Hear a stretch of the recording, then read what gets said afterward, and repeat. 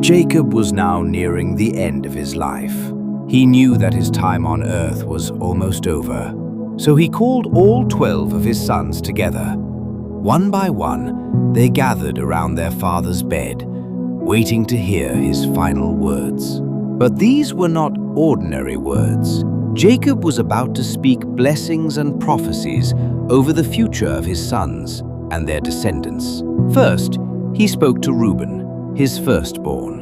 Reuben had once held a position of honor, but because of his past sin, he would no longer have the privileges of the firstborn. Next came Simeon and Levi.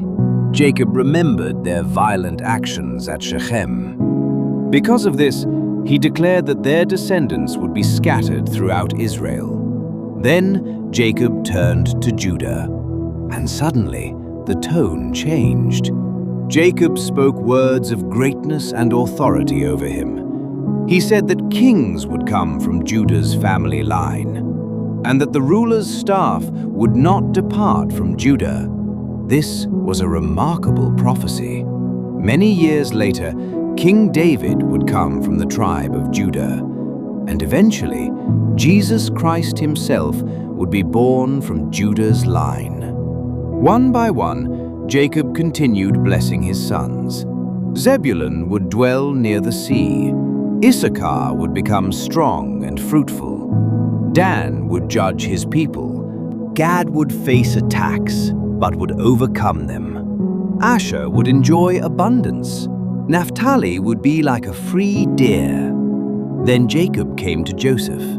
Joseph received one of the greatest blessings of all. Jacob described him as a fruitful branch whose blessings would continue to grow.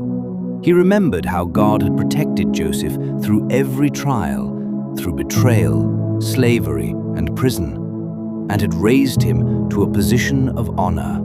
Finally, Jacob blessed Benjamin, describing him as a fierce warrior.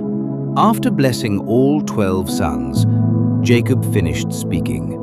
Then he gave one final instruction. He asked his sons not to bury him in Egypt. Instead, he wanted to be buried in the cave of Machpelah, where Abraham, Sarah, Isaac, Rebekah, and Leah had been buried. It was the burial place of his fathers. When Jacob had finished giving his instructions, he lay back on his bed. And then, at the age of 147, Jacob breathed his last breath. A great chapter in Israel's history had come to an end. The man who had once been called Jacob and later Israel was gone, but God's promises were still alive. Genesis chapter 49 reminds us that our choices can have lasting consequences, but God's plans continue through every generation.